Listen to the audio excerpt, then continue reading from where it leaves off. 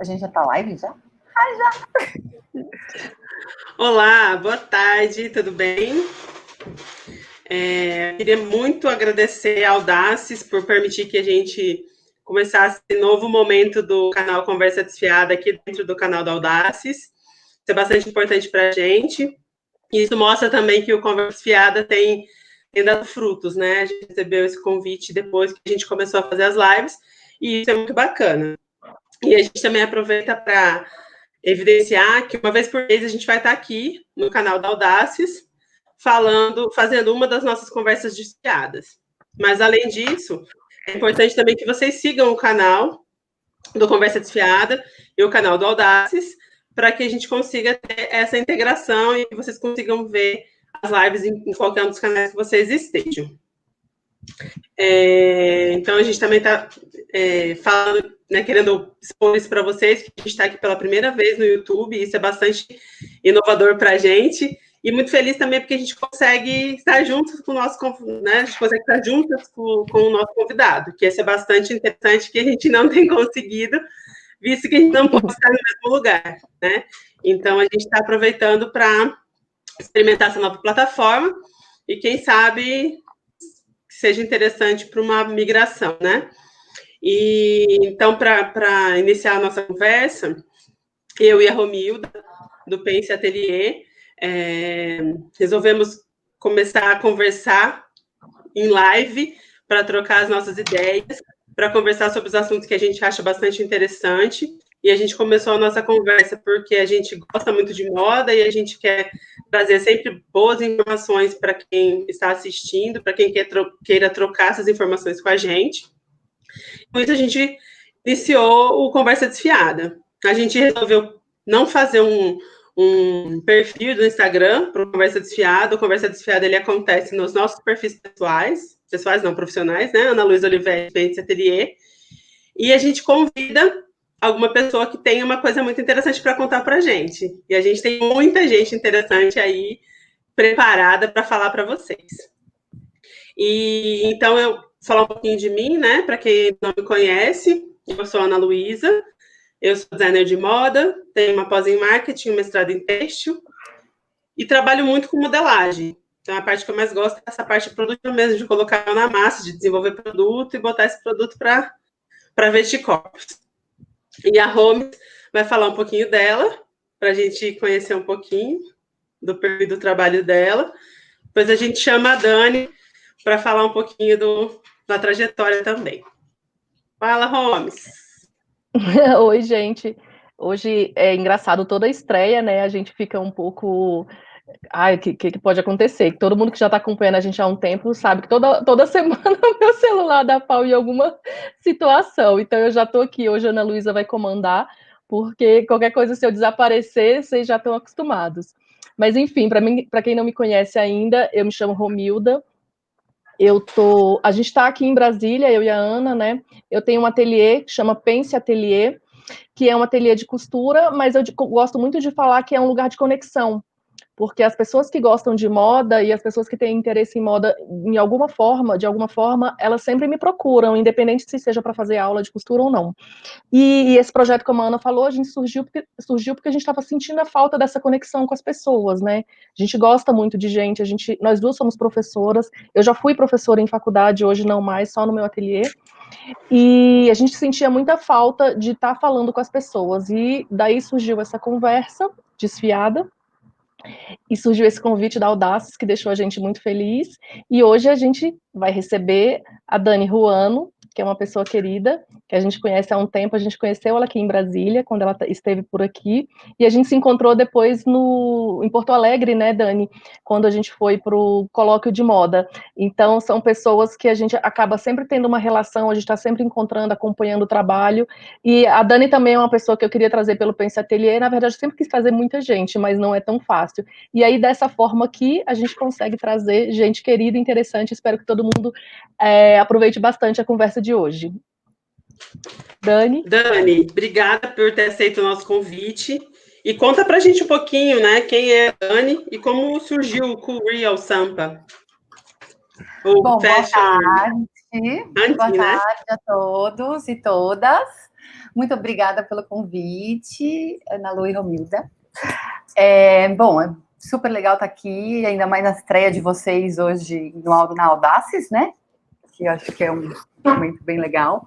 A gente está um pouco distante dos nossos projetos físicos, já faz um tempo tentando fazer projeto físico, mas, enfim, agora a gente não sabe quando isso vai ser. Mas eu estou contente da gente conseguir fazer isso online e ter essa proximidade, né? Bom, a Dani Juan, um pouco de mim. Eu me apresento como fashion creative, né? Como uma criativa de moda, porque, né, eu sou formada em moda, mas eu não fui para o design, eu trabalhei muito tempo com comunicação de moda, com o VM, eu sempre fui mais da área da imagem, né? Não exatamente apenas da criação da imagem, mas como na criação da imagem dentro do varejo, ou da criação... Tem um barulhinho enrolando. Pode ser o meu, eu vou desligar o meu microfone, porque tá tendo uma festa na minha rua.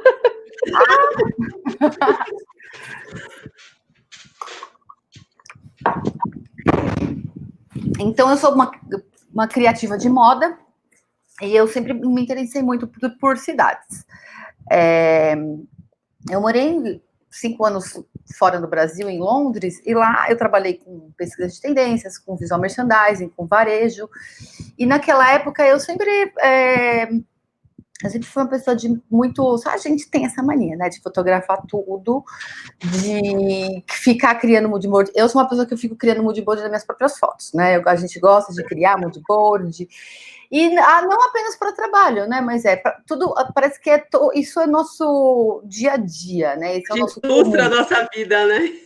A gente faz um catálogo da vida, né? É isso. E aí o Coolsampo, ele nasceu, quando eu voltei para São Paulo, eu estava num processo que, se ficar 5 anos fora e voltar para o Brasil, eu falo que até teve um momento que foi um pouco depressivo, né? E eu estava em busca de inspiração, né? Porque, na verdade, quando você está... não que São Paulo, gente, é uma cidade efervescente, né? Mas como eu estava, sei lá, em Londres, tudo, e a gente estava num momento que já estava uma grande mudança, já estava nascendo uma grande mudança da moda, né, para a gente pensar um pouco mais da consciência, e ao mesmo tempo a nossa cabeça ainda trabalhava daquela maneira, de tudo muito rápido, e eu trabalhava daquela maneira, né, de trazer inspiração do que estava acontecendo lá, e uma das coisas que sempre me incomodou é vender uma inspiração, vender umas pesquisas de tendência pautada no que já estava no mercado em outro continente, né? Isso sempre me incomodou muito. E aí, daí, tanto que lá, eu sempre tentava abrir um pouco mais as minhas pesquisas, né? É claro que quando você faz uma pesquisa para uma marca, enfim, que é mais ou modinha, ou fast fashion, ou seja, você tem um trabalho encomendado, você acaba fazendo, mas quando você faz uma coisa, tipo, para mim, que era um pouco mais, eu tinha essa liberdade criativa, eu gostava mais de olhar as outras coisas, né? Pautar um pouco mais a minha pesquisa na cidade, nas coisas que aconteceram, em vez dessa pesquisa que é muito da moda para moda, né? A gente aí, Dani, foi nesse momento que surgiu o conceito de fashion urbanista? O fashion urbanista, ele veio um pouco depois, no meio desse processo. Por quê? Daí, né, eu continuei trabalhando com hunting, com pesquisa de tendências. Eu não fiquei só na moda, né? Eu fui trabalhar com, de certa forma, moda, né? Mas eu fui trabalhar com produção de conteúdo, fiz um programa para Glitz Latino-Americana, que é um programa de tendências que, na verdade, é tendências em geral, não apenas de moda, né? A gente um programa que chamou Manifesto. Que mais? Trabalhei com marketing e com cenografia também, né? Trabalhando com VM e cenografia. E aí comecei a fazer umas experiências com artes. O que aconteceu? Eu estava na via do mestrado, eu estava procurando fazer um mestrado em antropologia, e aí eu fui dar um curso de cool hunting na Belas Artes e abri o mestrado lá em urbanismo. E aí, conversando, eu percebi que eu poderia estar fazendo a minha pesquisa em moda dentro do urbanismo. E foi daí que surgiu o fashion urbanista. Porque o urbanista, na verdade, não é apenas assim, né? A gente tem o arquiteto urbanista, que a pessoa pensa projetual, né? Muitas pessoas podem ser urbanistas, você não precisa ser formado em urbanismo. Mas o urbanista, tipo, agora eu sou mestre em urbanismo, eu penso a cidade. Eu penso a cidade através da moda, né? Então, as dinâmicas da moda dentro do ambiente urbano como a gente pode pensar. Urbanistas são todos esses pensadores das cidades. Então, aí surgiu o fashion urbanista, né? Que também é umas coisas que eu falo, que eu sou criativa de moda, né? Com o hunter e fashion urbanista, né? Mas, assim, o que tem a ver? Tanto que foi, né, no começo, até no começo do meu mestrado, foi uma coisa que, para mim, sempre foi muito claro, porque eu trabalhava trabalhando com moda, com tendência, desenvolvendo conteúdo, né? Eu comecei a fotografar muito a cidade e eu compartilhava no Real com Sampa, que é o Instagram do Real com Sampa. E o Real com Sampa, na verdade, sempre foi uma outra porta para mim não ficar só olhando para moda. E quando eu voltei para São Paulo, o que eu queria buscar inspiração na cidade, eu queria entender esses acontecimentos, olhar também a estética, né, da cidade, porque a gente vê o que está acontecendo e como que esses acontecimentos estão sendo representados esteticamente dentro do ambiente urbano, né? E a gente pensar isso uma cidade como São Paulo, a gente tem referência pra caramba, né? Porque a cidade, ela não é homogênea, né? Ela não é uma coisa homogênea. Então, a gente pensa que, enfim, a moda se construindo dentro da cidade, ela começa a se construir da cidade, então a gente ter esse trânsito de imagens, e foi daí que surgiu o Sampa, dessa grande busca de referências, e grande busca de também pensar um pouco como uma grande cidade como São Paulo, ela é interessante, né? Porque uma das coisas que eu penso, uma das propostas do Fashion Hunters, depois eu vou falar um pouco mais do Fashion Hunters para vocês, que é isso, né? O safari urbano, essa busca de trazer pessoas para pesquisar em São Paulo, porque São Paulo, em muitas coisas, tem a mesma coisa que a gente vai encontrar nas grandes capitais do mundo, né? Então, às vezes, a gente pensa assim, bom, a gente está num mundo super globalizado, se a gente pensar hoje, tipo, até a minha pesquisa, pautada da Avenida da Lorena, a gente começa a perceber o quanto que os lugares estão homogêneos, né? A gente começa a pensar que um cafezinho que tem ali na Vila Madalena, ou até um café, uma loja, que até na frente do Pense Atelier em Brasília, que eu fui, esqueci o nome da loja. Milda, se você puder me lembrar esse nome da loja. É uma loja... o Cobogó. É um lugar que poderia estar em qualquer lugar. Assim, claro, o Cobogó é uma coisa mais brasileira, mas aquele espaço, né, aquele conceito de espaço, é um conceito de espaço que é um conceito muito bem globalizado. Então, a gente identifica... a gente pensa que tem duas coisas, ponto bom e ponto ruim. Ponto bom tá pertinho da gente, né? É legal, a gente começa a perceber as pessoas que transitam nesse lugar são pessoas interessantes, a gente consegue... O próprio lugar, ele é cheio de referência, ele nos inspira. E ponto ruim, assim... Claro, ali tem algumas coisas, tipo de objetos, que só poderiam estar dentro dele aqui no Brasil, óbvio. Isso a gente tem. Mas aí a gente começa a pensar assim, nossa, se todas as cidades... Putz, esse lugar podia estar em Nova York, né? Será que os lugares todos não começam a ficar muito homogêneos, né? O que a gente vai realmente ter de diferenciação entre os lugares, né? A gente fala, que nem o Londres. Eu estava... meu grande tempo em Londres. Hoje eu vejo, assim, o Brasil, São Paulo, uma coisa muito mais homogênea. Mas, claro, a gente vê que tem muito mais acontecimentos, tem muito mais museus, tem muito... Aí tudo bem, aí é outra coisa. Aí a estrutura realmente que a gente não tem. Mas se a gente pegar alguns lugares como exemplo, a gente vê que a gente pode estar em qualquer lugar do mundo. Eu queria até fazer uma pergunta em relação a isso mesmo, Dani, que era... Na verdade, são duas, né? Mas eu acho que elas se complementam. Primeiro que, justamente porque as cidades estão cada vez mais homogêneas, tem essa globalização toda, Qual o diferencial que tem, né, em São Paulo? Como você faz essa curadoria dos lugares? O que você acha que é interessante as pessoas verem quando fazem o Fashion Tour? E o que você viu aqui em Brasília, que você achou que era muito característico da cidade, ou que você acha que foi interessante? Porque você deu uma andada pela cidade, né? Você pediu até indicação para algumas pessoas que você já conhece daqui, sobre lugares que seriam interessantes conhecer. Eu queria saber o que você achou. Espera só Tá um bom. pouquinho, Dani, antes de você responder, a gente precisa lembrar também que o público pode e deve fazer perguntas, né? A gente precisa que vocês interajam com a gente. A gente Por tem as nossas favor. perguntas, mas vocês mandem as perguntas também. Por Então, favor.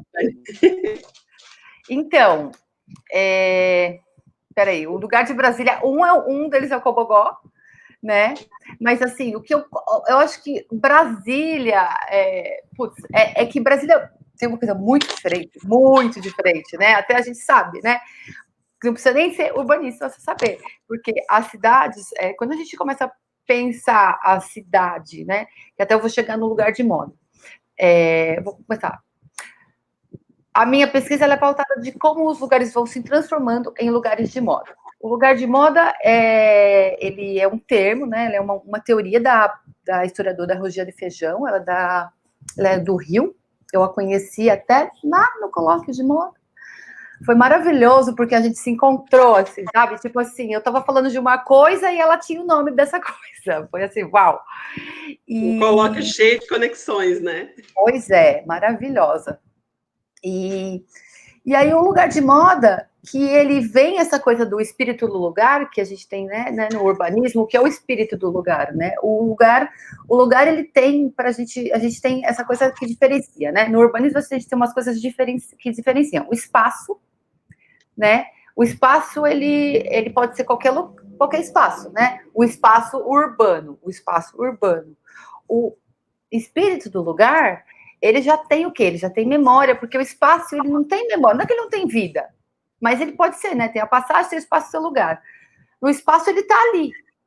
O espírito do lugar, né? O lugar, para ele ser criado um lugar, ele cria uma conexão, ele cria uma memória.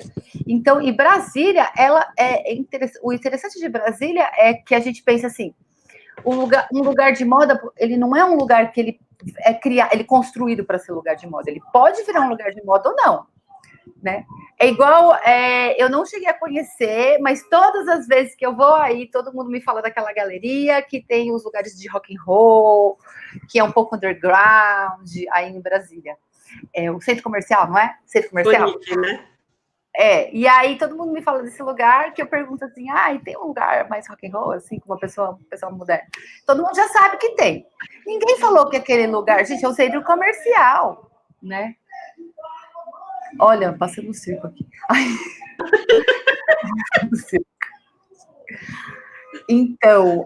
Então ninguém pensou, gente, é um centro comercial. Não era um lugar para ser underground, para ter.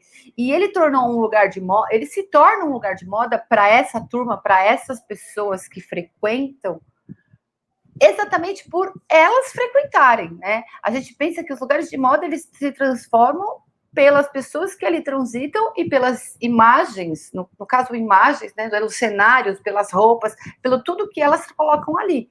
E disso tem essas memórias, né, que vão sendo criadas ali nesses lugares, né? Que o lugar ele tem que ter memória, né? Você pensa que nem eu falo assim, a casa dos meus avós, ele é um lugar que está dentro do meu coração, né? Podia ser qualquer outra casa, mas a casa é aquela casa dos meus avós, não é apenas um espaço, né? Tipo, ele tem essa conexão. E aí, quando a gente fala de moda, e a gente pensar que a moda,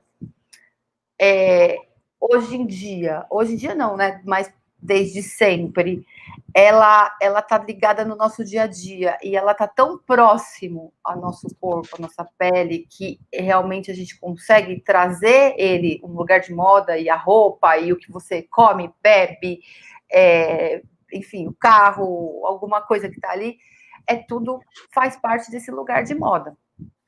E baseado nesses lugares de moda que você identifica, ou que as pessoas te contam, ou que você interage e descobre, foi a partir disso que você teve a ideia do safari urbano. Na ideia do safari urbano, na verdade, você explicar também um pouco o que é o safari urbano e como você faz a escolha desses lugares para fazer um safari urbano? Tá. Então, o safari urbano, na verdade, ele já é um termo, né? O pessoal do co-hunting usa muito esse termo de safari urbano, né? Até o pessoal do urbanismo também usa, só que eles usam de duas formas diferentes. O pessoal do urbanismo, eles usam de uma forma mais um pouco mais metodológica, né? Porque eu vi alguns trabalhos pautados em calçadas, né? Então a gente vai fazer um safari urbano para entender como as calçadas de São Paulo são boas para caminhar ou não, né? O safari urbano do co-hunting, a gente vai para a rua, enfim, captar essas tendências, né? Então a gente vai entender pessoas, a gente vai olhar pessoas, lugares, comidas, a gente vai fazer aquela coisa que a gente sai completamente louca tirando foto para entender essas tendências. O que eu penso assim, o safari urbano já existia e eu já fazia um safari urbano, eu comecei a fazer com o Sampa. Na verdade, o que aconteceu? Foi uma coisa muito interessante. O Sampa, eu estava um tempo já fazendo com o Sampa, e uma agência de turismo que recebe gringos em São Paulo me procurou pedindo para desenhar um roteiro para eles, que não fosse um roteiro que estava no mapa. Tipo, vamos levar a gente queria que você fizesse um roteiro com o Sampa, tipo, uma coisa legal em São Paulo. Você, diurno, noturno, tá? Então, o que eu pensei? Na época, a gente estava na revitalização de Pinheiros ali, aí ali tinha novos lugares, tinha um lugar que, na verdade, eu não sei se hoje está aberto ou fechado ainda, que é uma praça, que, na verdade, é um lugar que foi revitalizado, que era uma usina bem na frente da Abril. E era uma usina dessas usinas de lixo. E transformaram numa praça que eles estavam tentando revitalizar o solo da praça.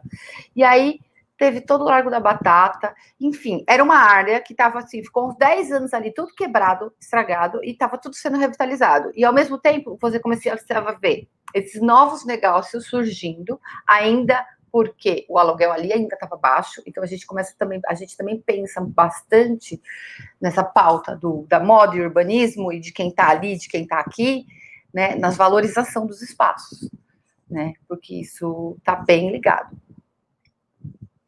Então eu comecei a fazer esse roteiro.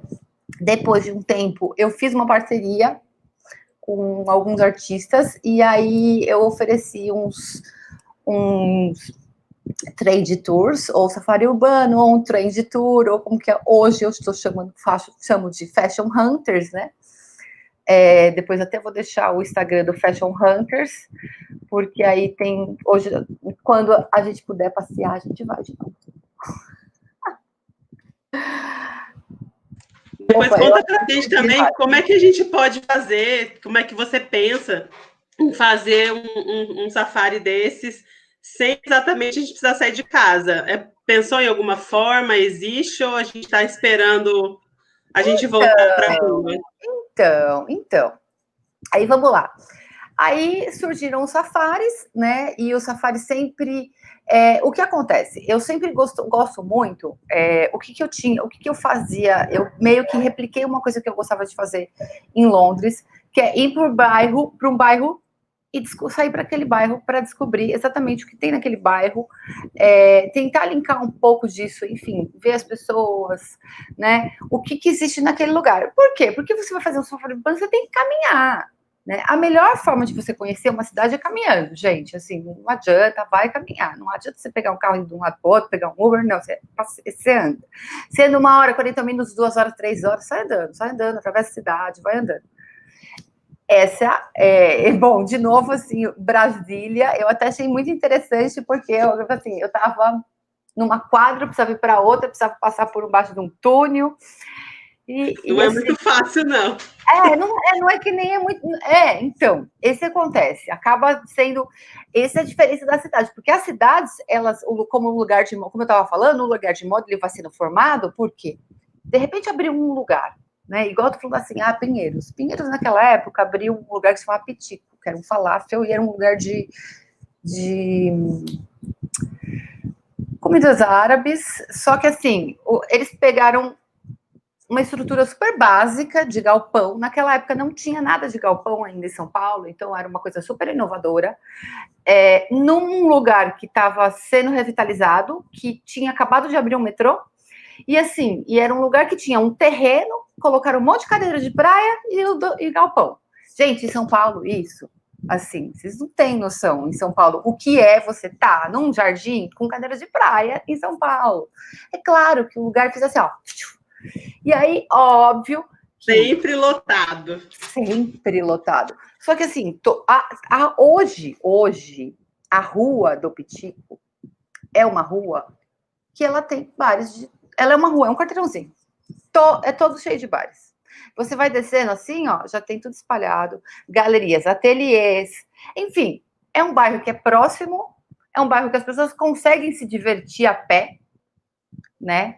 Então, esse lugar de moda, ele não é só tipo, não é porque, assim, sei lá, a prefeitura resolveu fazer alguma coisa ali que virou lugar. Não, são as pessoas que têm que ir lá e assumir. Então, a partir do momento que o Pitico virou lugar de moda, do lado abriu já sei lá, abriu outro bar. Aí, logo depois, uma galeria de arte. Aí, um pouco mais para frente,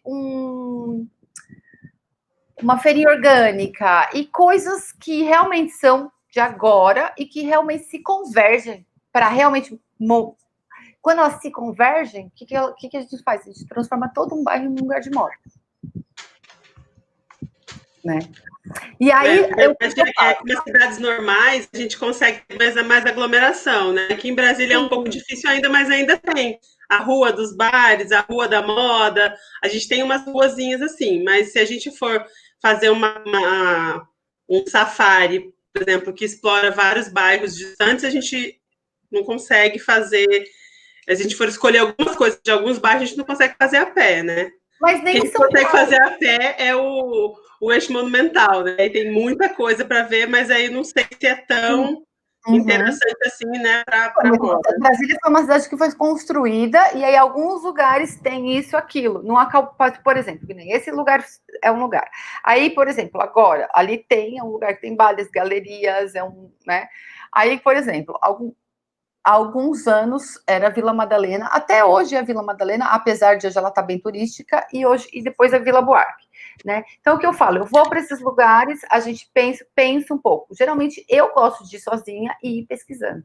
E como eu ando muito a pé, eu gosto assim, eu ando muito a pé, às vezes eu tenho, assim, vou até algum lugar para descobrir, enfim, ver alguma coisa.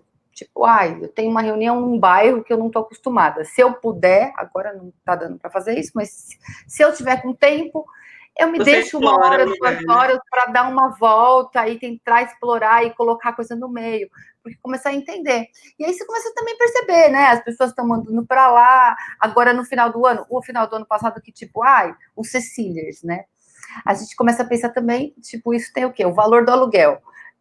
Quando a gente pensa, São Paulo, Londres, Nova York, a gente tem alguns exemplos que tem um pouco diferente. Em Londres, por exemplo, eu percebi isso na época entre o ano 2000 e o ano 2010, por exemplo, a gente tinha o bairro ali de Shoreditch, né, que é um bairro no leste de Londres, que é um bairro que, a princípio, ali em Brick Lane, era um bairro de muito, enfim, o pessoal de Bangladesh, muito indiano, tem uma rua de restaurantes indianos, que todo mundo vai comer comida indiana ali.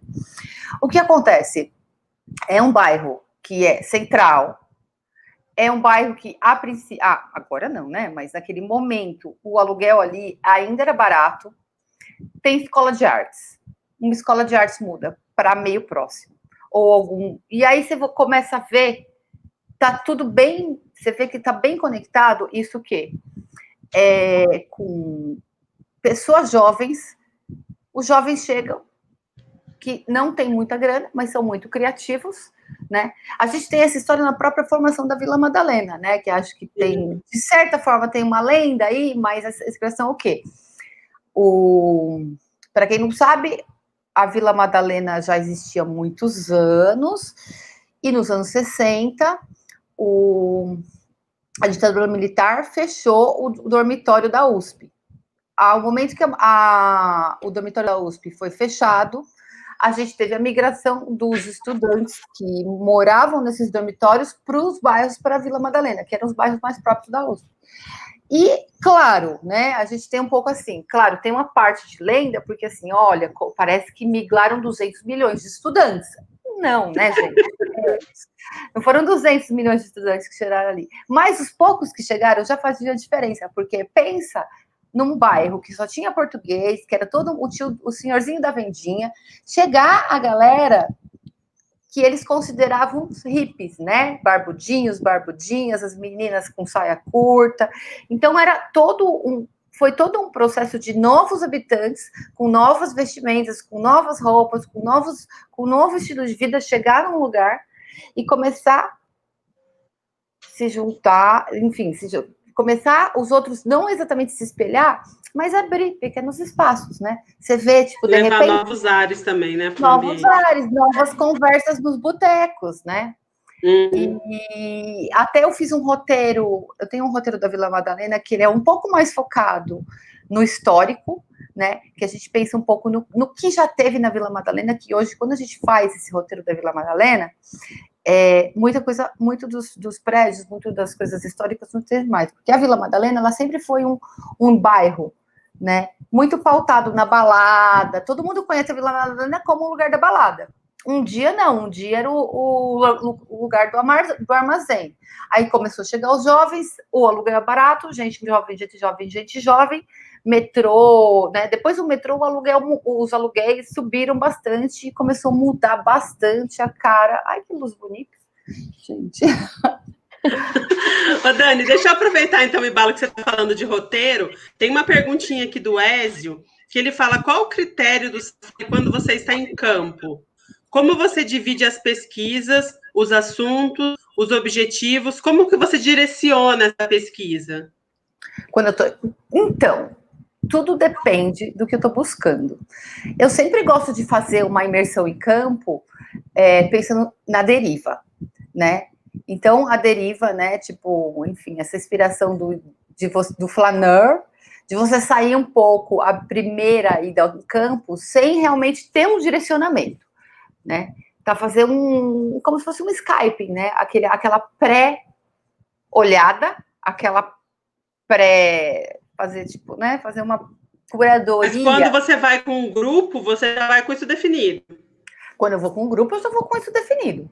Porque, na você verdade... primeiro explora, identifica, e aí você monta os grupos que atendem aquele perfil. Aquele perfil. O que aconteceu é o seguinte, o que eu delimitei em São Paulo, o que eu percebi, né?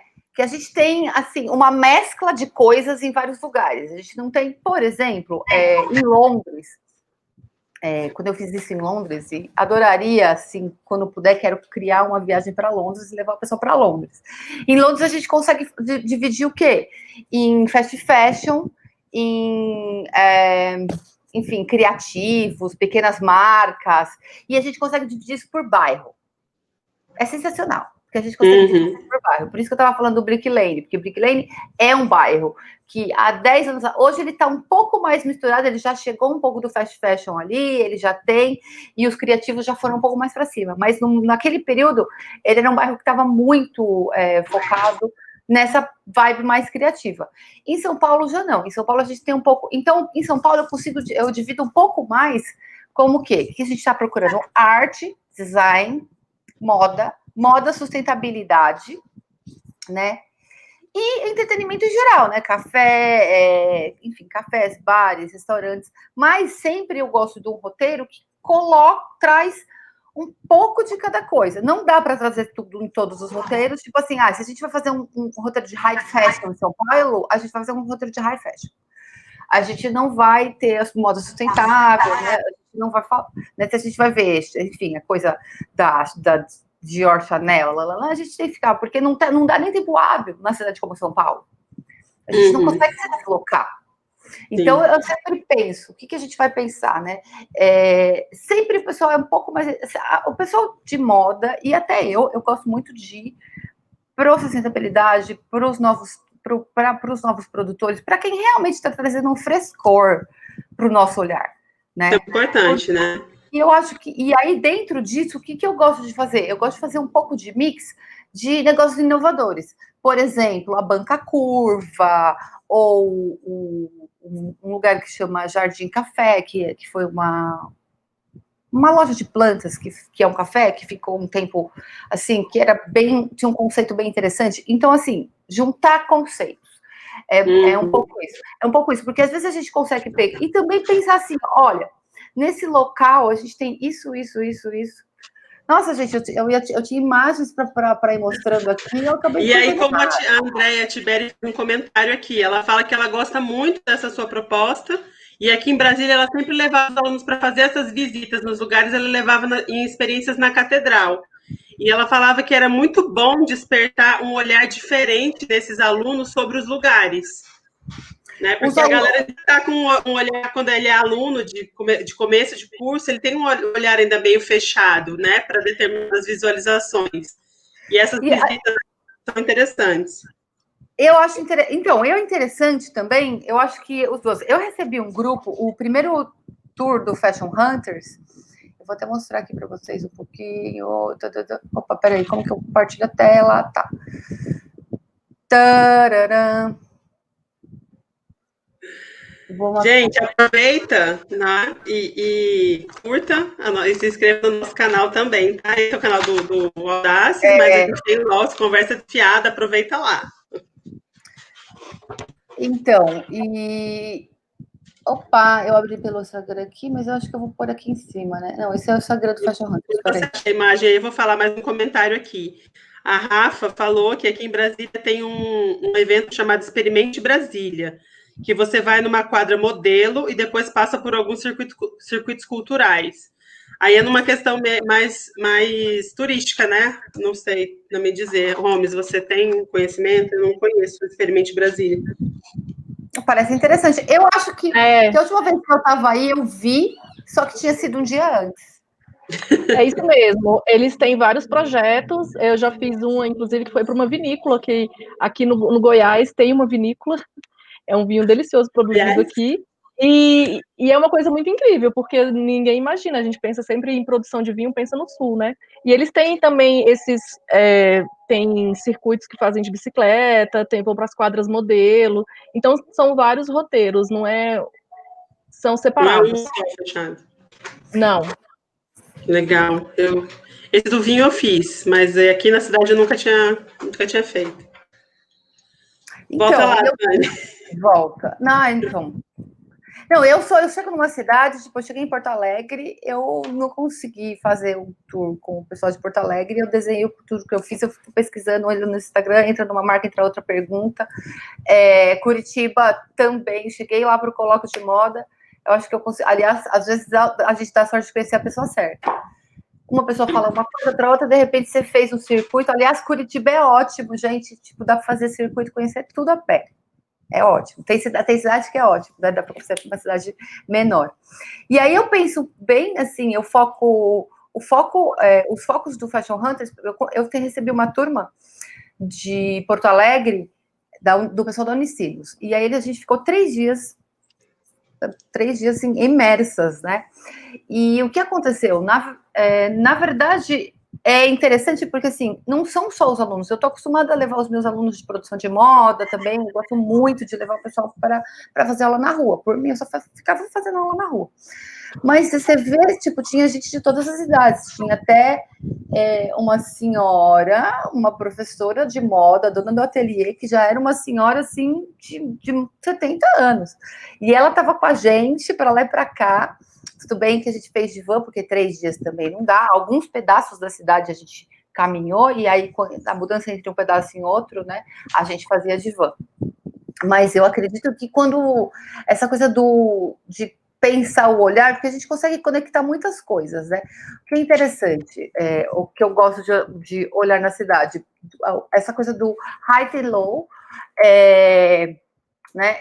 Desde a moda do high and low. Então, a gente pensar um pouco dessa modinha. E um lugar, falando em modinha, um lugar que eu fui em Brasília, eu fui lá no Feira do Paraguai. Eu fui na Feira do Paraguai, achei o máximo. Eu falei, gente, era naquela época que tava rolando tudo de Fendi. Nossa, Sim. ninguém era tudo de Fendi, a Feira do Paraguai inteira de Fendi. Eu falei assim, gente, olha só, né? Tudo de Fendi, tipo assim, qual que vai ser a moda? Qual que é a próxima roupa da Anitta, né? Tipo, já tá tudo. E trazer, essas são umas fotos da Lagarsone, alguns ateliês, pensar um pouco em novas referências. Agora eu passar a foto e falar, eu acho que eu fico prestando atenção na foto e acabo não falando. Então, vou fazer mais uma pergunta para você. Vamos ver se você consegue colocar já com essas imagens. Qual a importância dessa pesquisa de tendências e que importância para a criação, né? Que importância que ela tem para a criação de uma identidade de marca ou de uma identidade de um criador? Ah, boa. Então, eu acredito que a gente tem, eu acredito que assim, a pesquisa de tendências, ela é talvez mais importante para o seu direcionamento, porque eu acredito sim, deu direcionamento dentro, enfim, do contemporâneo, né? Enfim, de estar se direcionando, de estar se apresentando.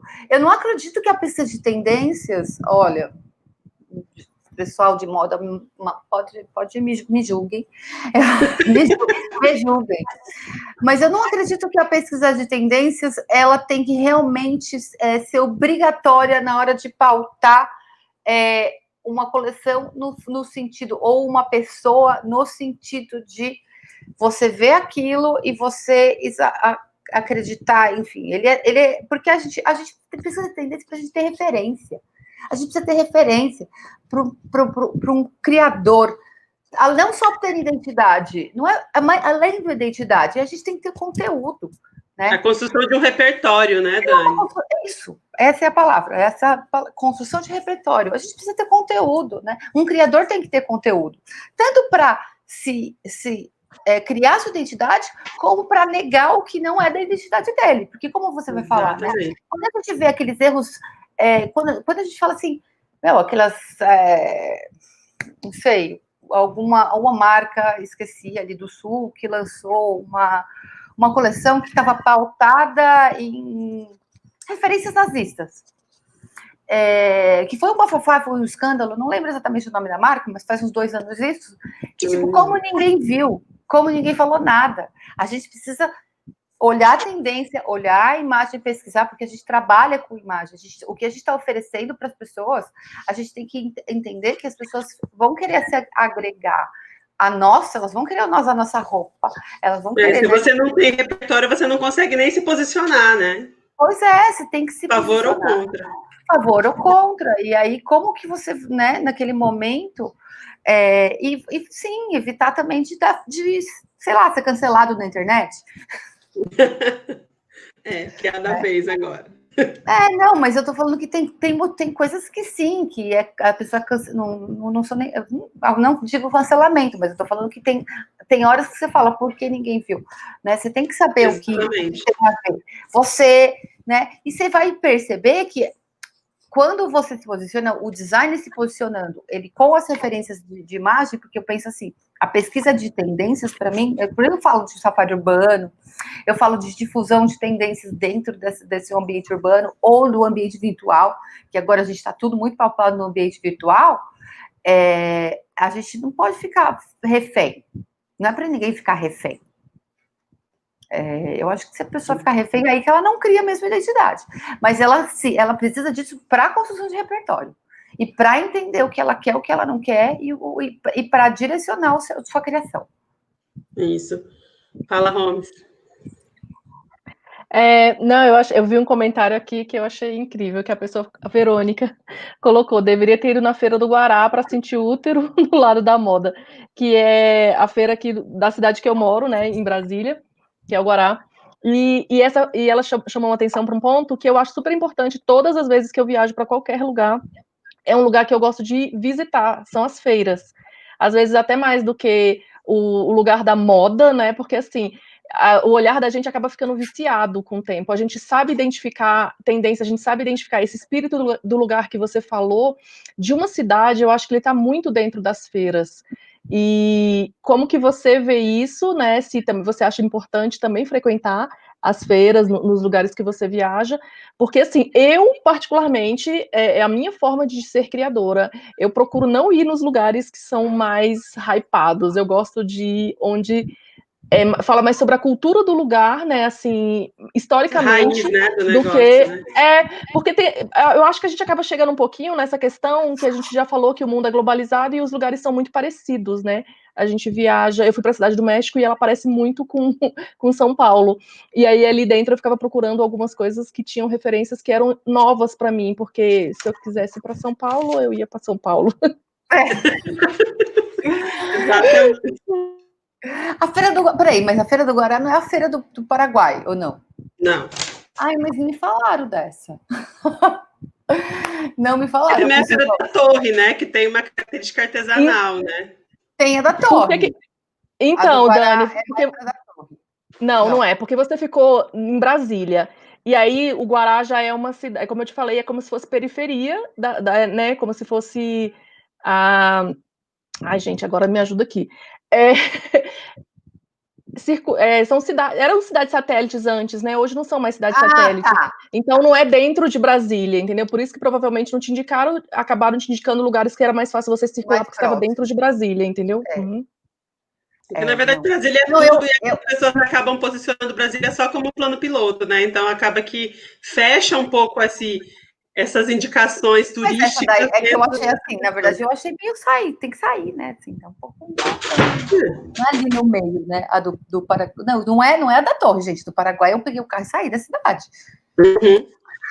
É outra. Mas não é tanto assim. É outro lugar. Mas não, eu adoro essas feiras. Gente, eu nunca tinha ido para Fortaleza, agora eu fui para Fortaleza no começo do ano e o Mercadão de Fortaleza é maravilhoso. Assim, intenso amor, assim. Fui 2 vezes no mercado.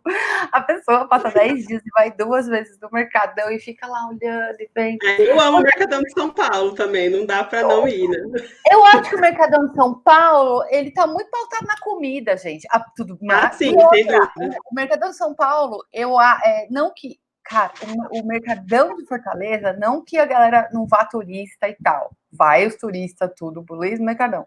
Mas o Mercadão de São Paulo parece que ele virou de uma forma que é tão preparado para receber turista que ele perdeu um pouco uma característica. A identidade do lugar, né?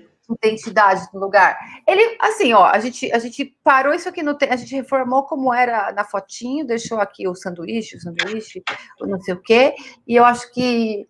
Porque tem isso também. Quando o lugar, a própria Vila Madalena, por exemplo, que eu estava falando, ele começa a ficar muito focado em receber, em mostrar essa globalização, ele começa a perder a característica. E aí é aquela coisa do marca G que ele começa a se transformar em não lugar. Num aeroporto que não tem cara, um Starbucks, gente. É tipo vida, né? Aproveitando esse embalo, Dani, a gente tem uma noção aqui que, assim, São Paulo ele reflete várias culturas, né, do mundo inteiro. Você consegue enxergar uma identidade brasileira? Ah, claro, gente. Claro. Era isso que eu queria no metrô, pega linha vermelha às 6 da tarde. Pega linha vermelha às 6 da tarde para você ver a identidade brasileira. Tô brincando. O que acontece? Eu não vejo exatamente assim. São Paulo, eu acho que como eu estava falando, que é um pouco diferente das outras cidades do mundo, tipo, quando a gente falar de moda em Londres e a gente falar tal tribo ou tal, né? Os punks são de bairro. O Bristol é um bairro do pessoal do Rastafari.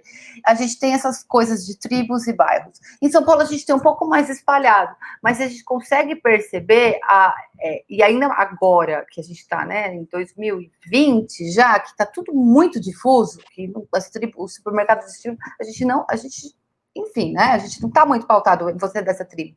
Todo mundo é de todas as tribos, é tudo muito misturado, né? Então, a gente consegue, tipo, eu consigo muito perceber, assim, ó, essas pessoas são da Zona Sul, essas pessoas são da Zona Leste, essas pessoas são, eu tô nos lugares, às vezes eu fico pensando, né? Ah, da Zona Leste, da Zona Sul, que mais? Ou é do centro, a gente tem o pessoal do centro, a gente tem o pessoal do São de Taco, Santa Cecília, Samambaias, né? A gente tem o pessoal da Faria Lima, por exemplo, né? A gente tem os Faria Limers, né? O pessoal mais engravatado, que são a galera neoliberal, né? A gente tem o que mais?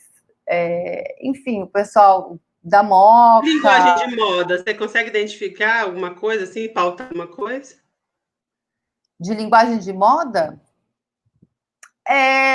Então, a gente pensa assim, eu penso assim, que hoje a gente tem, principalmente em São Paulo, essa coisa do mundinho e da cena, né?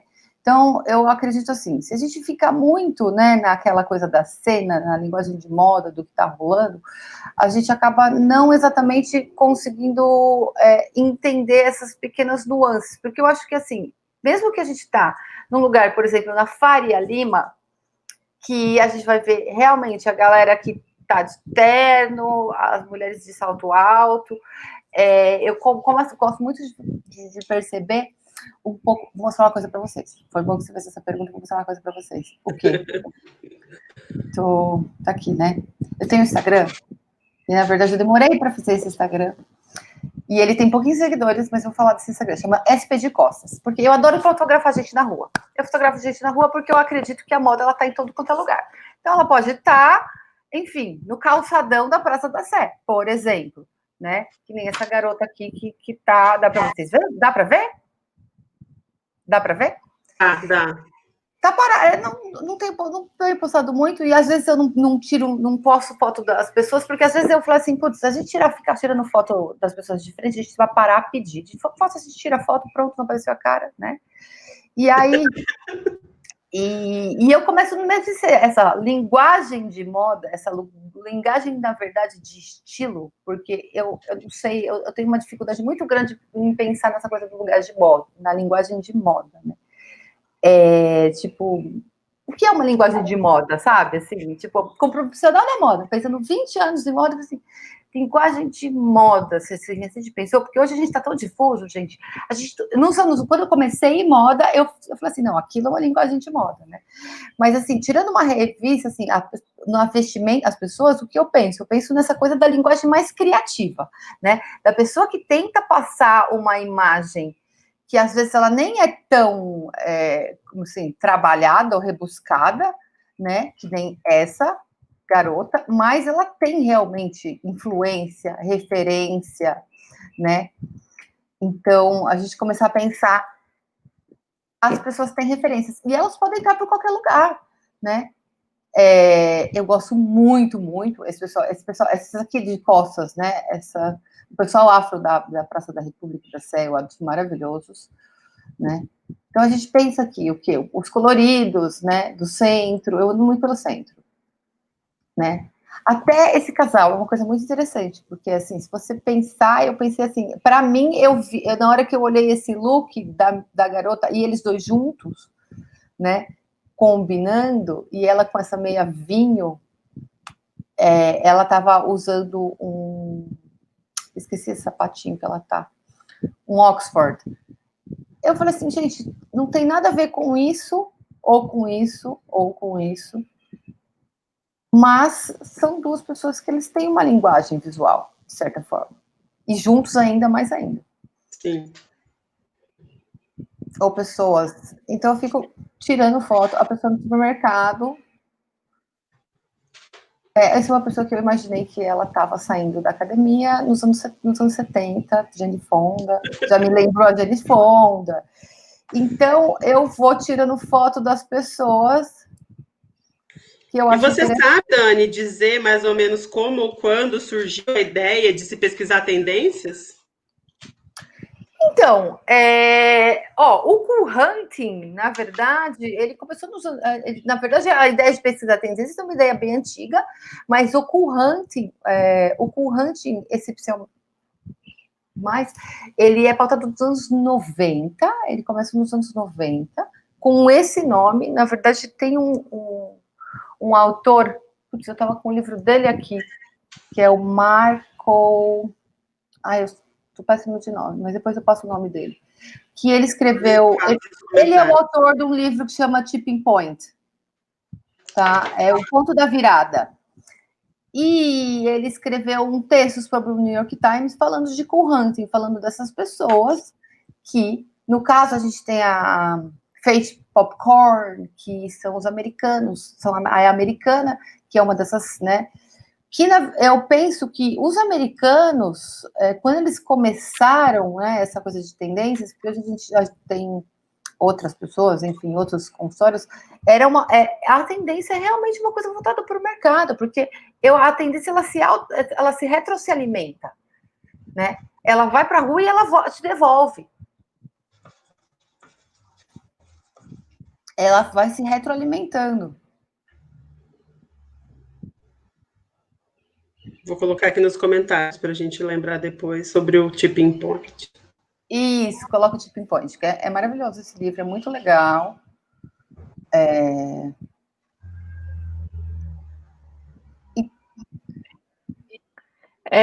E, Dani, a Ana até começou a falar um pouquinho sobre isso lá na frente. É super importante, né, a gente estar nos lugares e conhecer e ver o espírito do lugar e sentir o cheiro, igual você falou que São Paulo, o Mercadão de São Paulo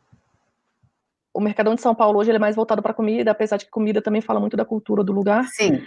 Mas como que a gente faz isso agora? Que a gente está com uma movimentação limitada, né? As pessoas não estão viajando. Então, assim, como que você acha que a gente pode estar se alimentando dessas referências através da internet, que é o que a gente está tendo agora, né? Então, eu acho que a gente tem que tomar um cuidado muito sério agora, porque para a gente também não estar porque a gente já estava, de certa forma, a gente já estava se alimentando, a gente se alimentava da rua quando dava ou para quem dava, né? Não é todo mundo que está se alimentando na rua ali o tempo todo, mas a gente sempre se alimentou da rua. Aí a gente também se alimentava disso aqui, né? A gente está ali, ó, Pinterest, Instagram, né? Então eu acredito que esse é o momento que talvez, um grande desejo, assim, tá? Que as pessoas se libertem um pouco das referências, não que elas parem, mas que elas fiquem um pouco mais soltas, um pouco mais fluídas, porque eu penso assim, hoje, por exemplo, né, eu fiquei no começo da quarentena, eu fiz um festival que eu fiquei, assim, nós fizemos 90 lives em uma semana e foi insano. Depois eu fiquei até eu não aguentava mais olhar para a internet, eu não queria nem falar com as pessoas. Eu falei assim, não quero falar com ninguém. Chega de live. Esgotamento, né? Deu um esgotamento. E olhar, né, e ali a gente procurar referência, e a gente está procurando referência o tempo todo de tudo, né? Então eu acho que talvez seja um momento da gente pensar um pouco. Eu acho que a gente não vai deixar de entrar, por exemplo, a gente começar a entrar em coisas um pouco mais, né? Essas coisas, a gente viaja pelo Google. Hoje está rolando muito, tem amigos meus que fazem os roteiros virtuais, né? A gente está tendo vários tipos de passeios virtuais. Não é só o roteiro virtual de São Paulo, né? Que você vai caminhando ali pela rua e vendo as fotos do negócio. Não, o roteiro virtual, por exemplo, eu vou falar com um animalzinho na fazenda. Aliás, esse eu achei mais legal de todos, viu? Um santuário de animais americano que está precisando de dinheiro, você vai lá, acho que é 10, 20 dólares, e você faz um roteiro e fala com os animaizinhos da fazenda. Gente, é a coisa mais fofa. Então, porque, né, e o que? As milhares de aulas, né? Então, a gente tem o quê? O Airbnb, próprio Airbnb transformou suas experiências em experiências virtuais. Se você for na plataforma do Airbnb, você tem um monte de coisa lá, pelo mundo inteiro, em todas as línguas, em experiências virtuais. Só que a gente também tem que tomar cuidado para a gente não se estafar, no tempo que a gente vai ficar atrás da tela, né? E parar um pouco. Eu tô vendo, assim, uma geração, que é a geração X, e um pouco dos millennials também, procurando outras coisas. A galera tá plantando, a galera tá cozinhando. Então, a gente pensar um pouco na referência ou na experiência de realmente experimentar, né? Tipo, quanta gente não tá agora louca... Eu tô a louca das plantas, e tem várias pessoas, eu percebi, que tá a louca das plantas, né? Ou a louca do pão, ou o bingo da quarentena, né? O que você fez? Você cortou o cabelo. Então, um pouco dessa coisa de sair um pouco da tela, né? De talvez realmente pegar aquela outra nova coisa para fazer, né? Trazer um pouco dessa outra criação, porque a gente... Bom, quem trabalha com a criação e está ali, né, no corte, na costura, mas quem trabalha na criação do time de marketing, gente, a gente fica o tempo todo atrás da tela já. Uhum. E uma hora, a gente fica desgastado. Sim. Dani, a gente chegou naquele momento, né, que a gente chega em 1 hora de live, a gente precisa encerrar. Ai, que pena! Para isso, eu preciso fazer só mais uma perguntinha para você. Como é que quem gosta dessa história, quem gosta de pesquisa de tendência, como é que essa pessoa pode se tornar um pesquisador de tendência, um cool hunting? Existem cursos? Você recomenda alguma dica, alguma coisa? Então, eu fiz curso de cool hunting, fiz curso na São Martin, fiz curso no IED, né? E uma das coisas, na verdade, eu acredito que se tornar, hoje em dia, eu não vejo assim que a pesquisa, ela está muito descolada das outras áreas, né? A gente, principalmente no Brasil, assim, tem poucas empresas, tem algumas empresas têxteis grandes, tem a área da pesquisa, mas tem muitas empresas, assim, no mercado, tem muitas empresas que a pesquisa está dentro de uma outra área, né? Então, o que eu acredito, um curso é interessante, mas eu acho que, sei lá, para mim, o que me fez entender um pouco mais essa história. Deixa eu só parar um pouco aqui. É isso. O que eu comecei a estudar fiz os cursos, aí eu comecei a estudar antropologia, ler muito sobre, enfim, pesquisas antropológicas, ler muito. A gente tem o quê? Para mim, assim, o mestrão mesmo é o Ted Porremils, que é o do Supermercado de Estilo, que é o do Street Style, que é um livro dos anos 90, mas para mim é uma das bíblias, porque eu acredito que essa é uma da pessoa que conseguiu traçar todas as tribos, todos os estilos, todos os estilos de vida. E aí, depois dos anos 2000, né, que a gente vira, e hoje, se a gente pensar em moda, a gente não tem exatamente, é claro que todo criador, ele se posiciona não numa caixinha, mas de uma certa forma, ninguém quer ficar dentro de caixinhas, né? Mas de uma certa forma, onde realmente o seu design faça sentido.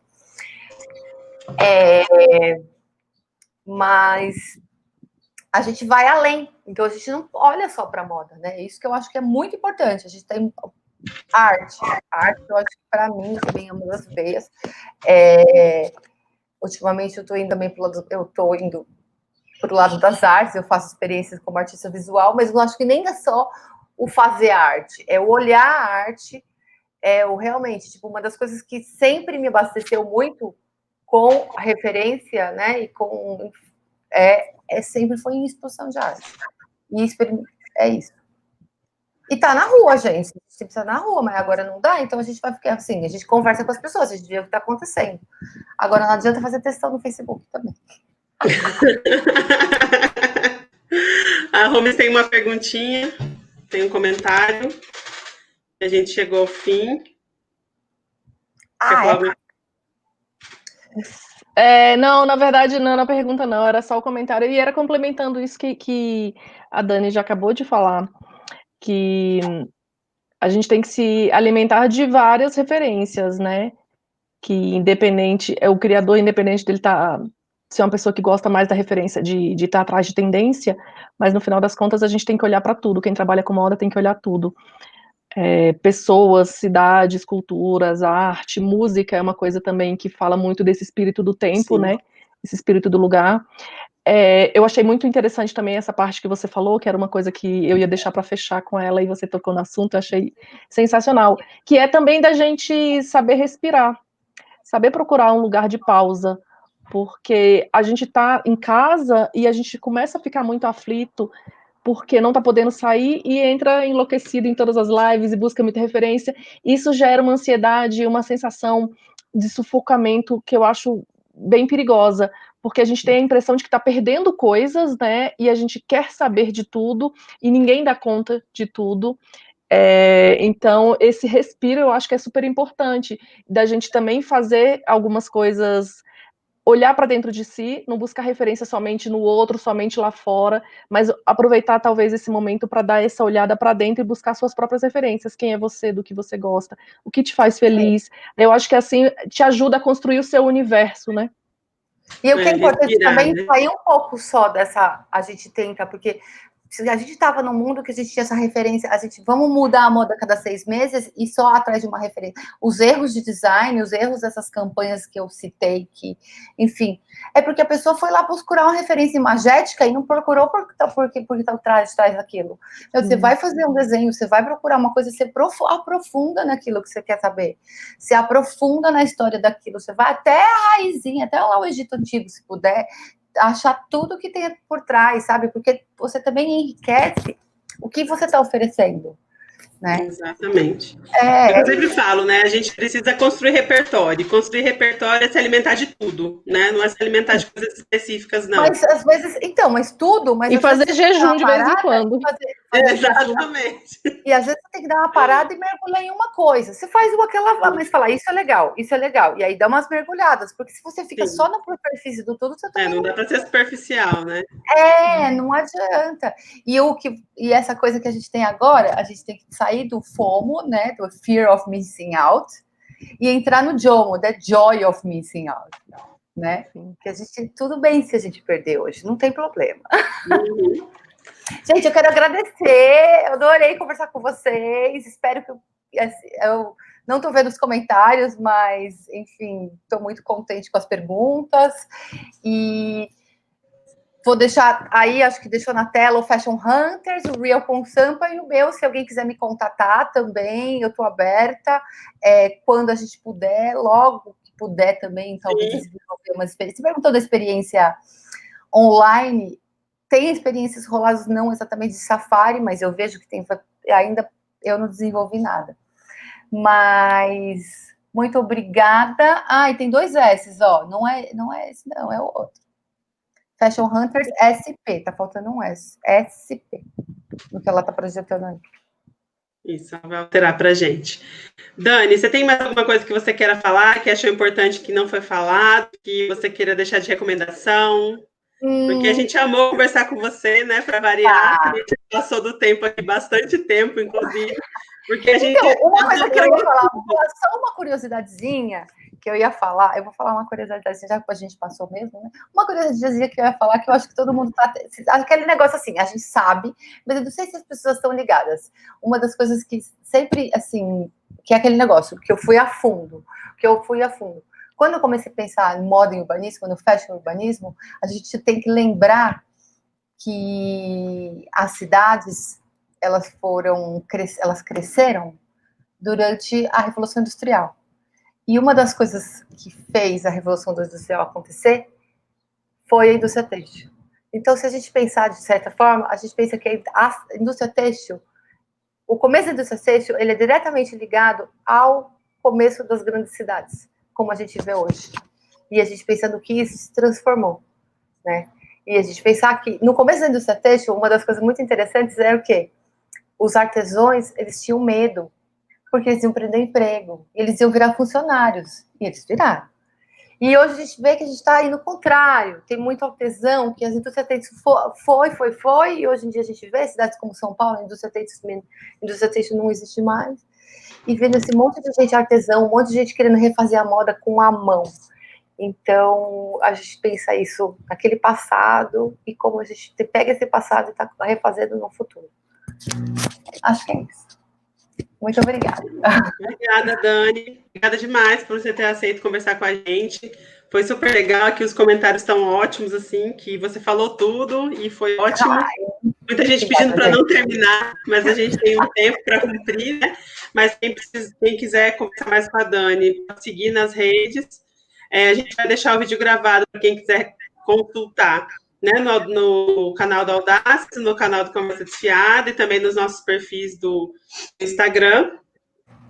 E, né, agradecer mais uma vez a Audaces pelo convite, pedir para que vocês se inscrevam no nosso canal e coloque lá um joinha no vídeo para a gente promover e se fortalecer cada vez mais no YouTube.